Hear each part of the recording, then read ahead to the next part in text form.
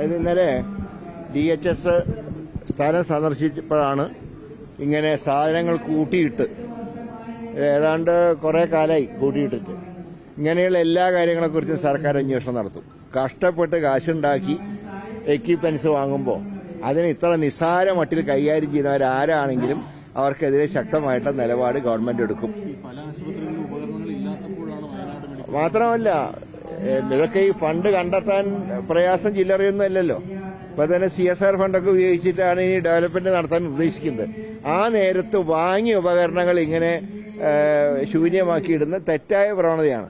ഇതിനെക്കുറിച്ചൊക്കെ എന്താണെങ്കിലും ഗവൺമെന്റ് തലത്തിൽ അന്വേഷണം ഉണ്ടാവും. വിജിലൻസിന് വിടേണ്ട കേസുകൾ വിജിലൻസിന് വിടും. ഇനി ഇത് ആവർത്തിക്കാൻ സമ്മതിക്കില്ല. തീർച്ചയായിട്ടും വിശദമായിട്ടുള്ള ഓഡിറ്റ് നടത്തും. കുറ്റക്കാർക്കെതിരെ കർശനമായിട്ടുള്ള സമീപനം സർക്കാർ സ്വീകരിക്കും.